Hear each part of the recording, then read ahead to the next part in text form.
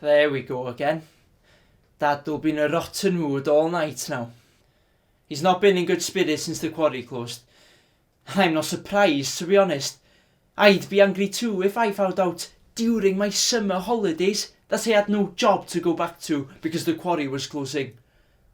It's hard for the old man, having worked at Dinorwig since turning 15. He doesn't know what to do with himself these days. He must be finding it hard seeing so many of his former co-workers having found jobs by now. He's not going to work in some dark factory like Ferroto or Public Mills, he says. Hasn't he been a man of the open air forever?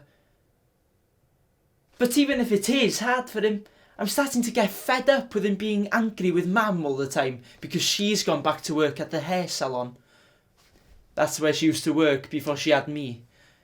She's been incredibly busy there and working long hours because all the girls from the village want beehives and bobs after reading all the latest fashion magazines from London. A lot of them work in the local clothes factory. Don't a lot of women work these days for sure? Dad has some old-fashioned ideas sometimes.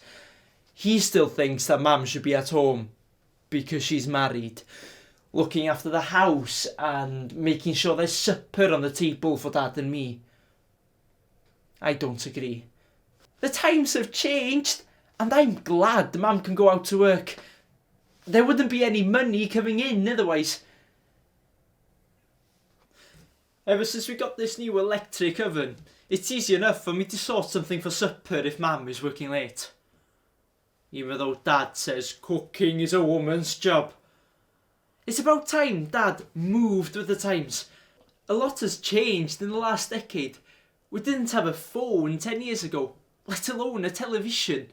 I was reading the paper the other day and they were looking back at some of the headlines of the decade.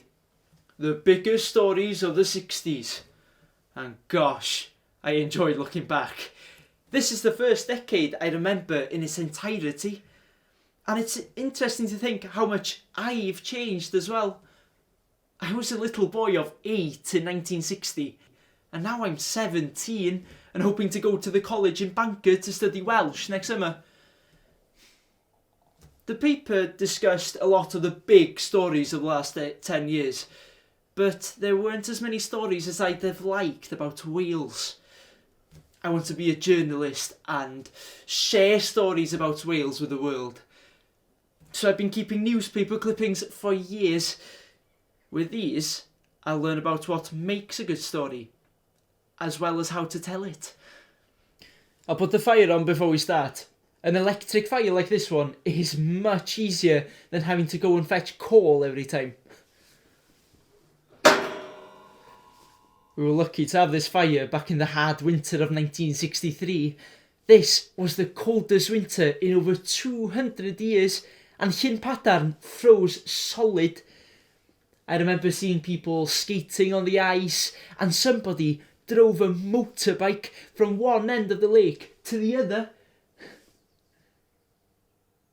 But despite all the fun in the snow, the first serious story I remember from this decade is the struggles of the civil rights movement in America.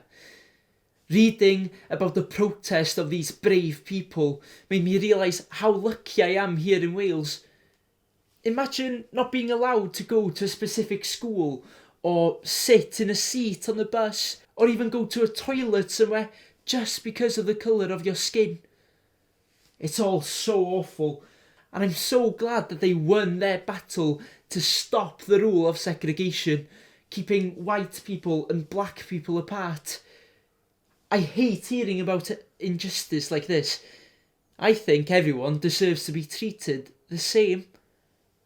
The most awful story I read from America in this period was when the Ku Klux Klan bombed a church in Birmingham, Alabama, killing 4 young black girls who were in the building at the time. The youngest was only 11, the same age as Catherine next door now. Younger than me, and all they were doing was going to Sunday school. Well, this tragic story from Alabama was shared in the Western Mail, and an artist called John Petts offered to create a new stained glass window for the church if the people of Wales raised the money to pay for it.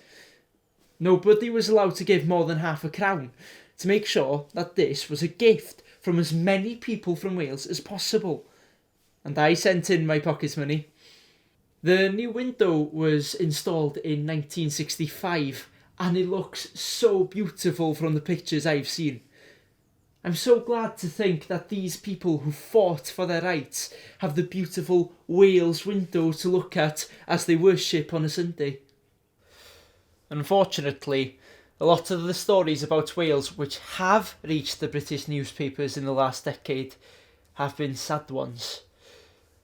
I'll never forget coming home from school one day and Mum giving me a big hug and holding on to me tightly. I didn't understand why she looked like she'd been crying until she explained what she'd heard on the radio. One of the coal tips above Aberfan in South Wales had collapsed after heavy rain and landed on the village's primary school, killing over 100 children. The newspaper images in the days after were awful. This dark black muck covering the streets and people digging through the rubble to try and find more children. I was scared of the slate tips around here for a while, even though Dad said they were completely safe. The Aberfan disaster was exactly a year to the day of another sad event in Welsh history, which is the drowning of Capel Celyn, a little village near Abala, on October 21st, 1965. You see, they needed a new water reservoir for Liverpool, and they decided to create one there, even though many families still lived in the village, even though Welsh MPs voted against the decision, even though there were countless protests. They weren't successful. Everyone had to move out of the village and all of the buildings were demolished and drowned. Imagine having to leave home and close the door behind you for the very last time, knowing you could never go back. Although the story of Capel Celyn is very sad, I think it lit a spark in a lot of Welsh people. If we don't protest and fight for our rights, then who will? I've joined Cymdeithas yr Iaith, the Society for the Welsh Language. Did you see my poster upstairs? Gnewch bopeth yn Gymraeg.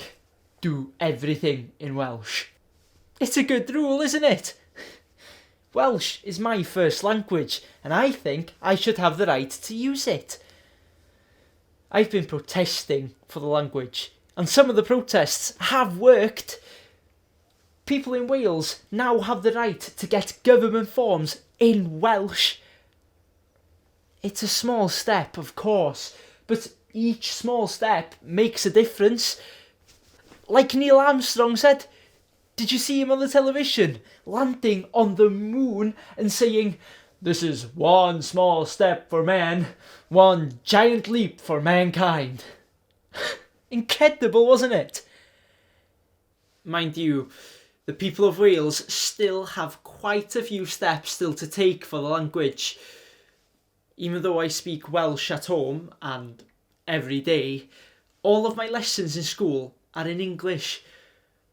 Welsh schools are starting to open, like Ysgol Glan Clwyd in Rhyl, and I hope more children in Wales will be having their lessons in Welsh before long. But then, who knows? A lot of people in Llanberis are too busy talking about all the excitement in Caernarfon last summer to protest for Welsh language rights. I'm talking about the investiture, of course, which is the huge ceremony to crown Charles, Prince of Wales, in Caernarfon Castle last July. Mam was over the moon. She likes the royals. And she went down to be one of the thousands on the Maes waiting to wave. She's bought that special cup to remember and everything.